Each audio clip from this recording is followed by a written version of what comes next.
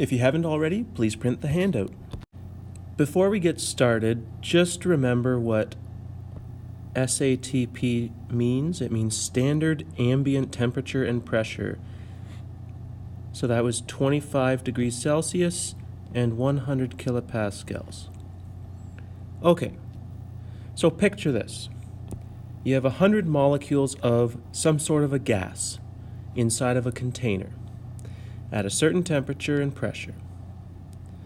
So all of these molecules will have the same energy. That means they're all going to hit the walls of the container with the same force. And so the question is, what if not all of these molecules are the same? So what if 20 of the molecules were oxygen and 80 of them were nitrogen molecules? What fraction of the collisions is due to oxygen, and which fraction of the collisions of the particles against the container were nitrogen? Well, this brings the idea of splitting up the pressure. So there's two ideas here, and that is total pressure and partial pressure. So we would say that the total pressure inside this container is 100 kilopascals. Now, because not all of the molecules of gas are the same, part of that pressure is due to oxygen and part of that pressure is due to nitrogen. So that's where this partial pressure idea comes from. So in our example, out of the 100 molecules, 20 of them were oxygen and 80 of them were nitrogen. So 20% of the molecules were oxygen. That means 20% of the pressure was due to oxygen, which means out of the 100 kilopascals of total pressure, there's 20 kilopascals of pressure due to oxygen, or we would say the partial pressure due to oxygen is 20 kilopascals.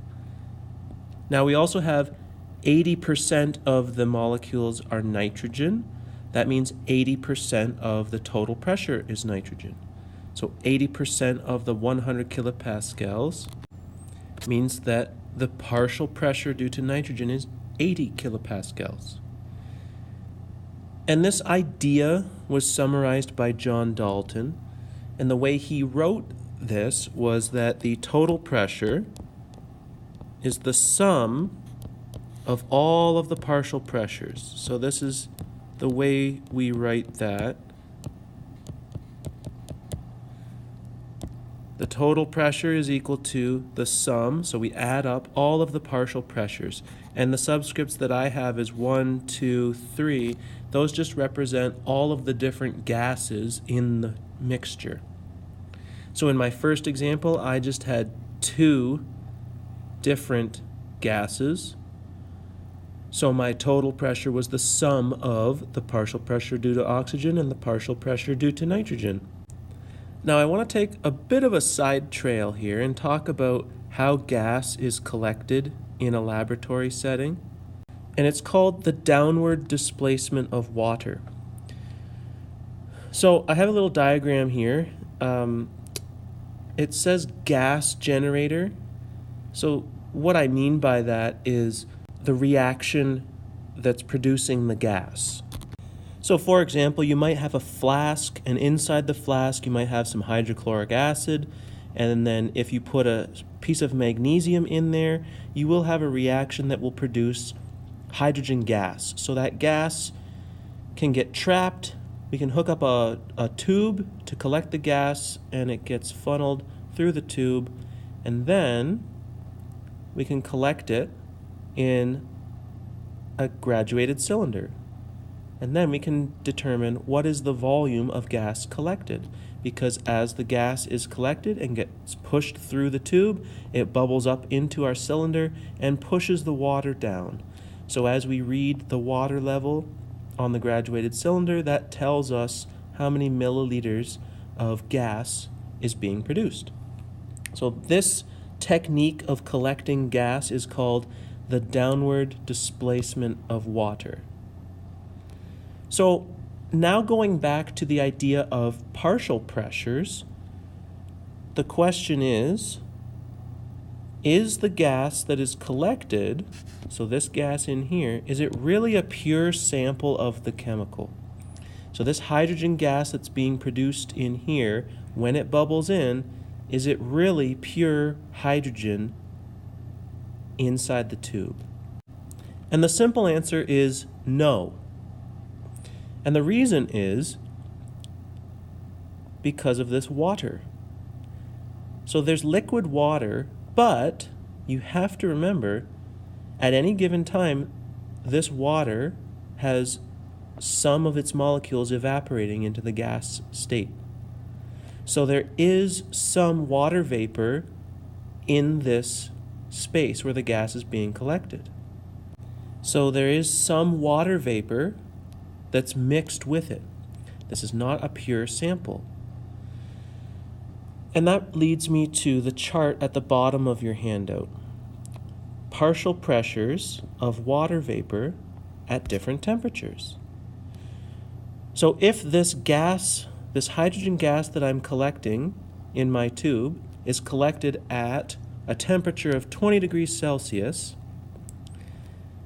this is the partial pressure due to water at that temperature, 2.33 kilopascals. So the idea is, if I know what the pressure is of my gas, that's the total pressure, and then I can subtract the partial pressure due to water, and that will leave me with the partial pressure of what's called the dry gas, or in this case, the pure H2 gas, the pure hydrogen gas. So if you flip the page, I'll go through some examples. So hydrogen gas is collected over water at an air pressure of 99.6 kilopascals and 25 degrees Celsius. What is the partial pressure of hydrogen in the container? So this would be like the example I was just talking about. Hydrogen is being collected through the downward displacement of water, and I want to know what is the partial pressure of the hydrogen. So I can use the law of partial pressures. I have the total pressure is equal to the partial pressure of hydrogen plus the partial pressure of water. Now I know what my total pressure is. It's 99.6 kilopascals. And I can look up the partial pressure of water at 25 degrees Celsius on my chart. It's 3.36 kilopascals. So now I can take my total pressure and subtract the water pressure, partial pressure due to water, and I'll end up with my hydrogen partial pressure. And I end up with my answer of 96.24 kilopascals. So that would be the partial pressure due to hydrogen. Next example, we have a 10 milliliter sample of CO2 collected by the downward displacement of water, and we have a temperature, 23 degrees Celsius, and we have a pressure, 100.5 kilopascals. And we are asked, what is the volume of dry CO2 at 0 degrees Celsius and 90 kilopascals? So we have kind of two situations in this problem. We have a situation at 23 degrees Celsius and another one at 0 degrees Celsius. Now, at 23 degrees Celsius, I have the pressure, that's the total pressure, so I can figure out what the partial pressure due to carbon dioxide was at that temperature, just like I did before. So I plug in my numbers and solve. So this is my partial pressure of carbon dioxide. That's the pressure of the dry gas at 23 degrees Celsius. But then the question is, what is the volume at 0 degrees Celsius and 90 kilopascals? So we have a different temperature and a different pressure. And if you'll recall from a previous lesson, we have a way of comparing two different situations involving pressure, volume, and temperature. And it's called the combined gas law. So we have P1, the first pressure, and we have P2, the second pressure. So P1 would be this pressure that we just found. P2 would be this 90 kilopascals. V1 is the starting volume, the first volume, 10 milliliters, and V2 is the second volume. This is the volume that we're trying to find. T1 is the first temperature, 23 degrees Celsius. Remember to change that into Kelvin.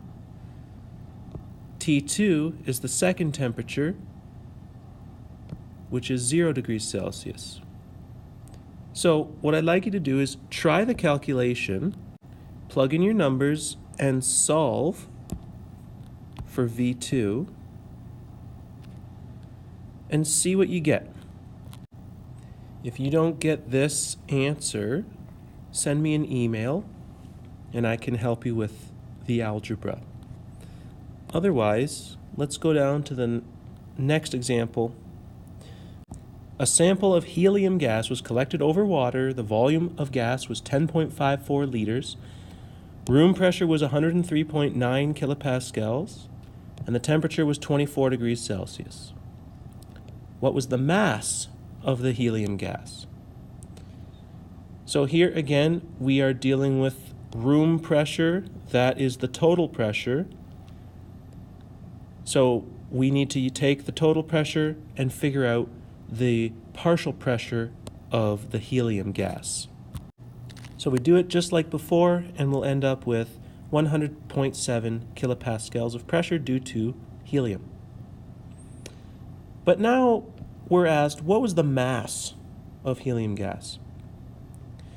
So we are not going to use the combined gas law here because we're not comparing an original pressure and volume and temperature with a change in pressure, volume, and temperature.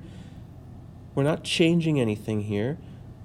So this means we're going to use our other gas law that we use, the ideal gas law. So we're going to use the ideal gas law, plug in our values for pressure, which we have here, volume, which is 10.54 liters, R is the universal gas constant, 8.3145, and T is the temperature in Kelvin. So don't plug in 24 degrees Celsius here. You need to change that to Kelvin first, and then you put it in. We don't know the number of moles, so we can calculate the number of moles. We can rearrange that equation to solve for the number of moles of helium. So it's the pressure times the volume divided by the universal gas constant multiplied by the temperature in Kelvin. So I'd like you to plug in those values, solve for the number of moles, and then once you've done that, you can calculate the mass by taking the number of moles that you calculate here and multiplying it by the molar mass of helium, which you look up on your periodic table. So I would like you to plug in all your values here, do the math to calculate the mass, and if your final answer is not 1.72 grams of helium, you did something wrong. Send me an email so I can help.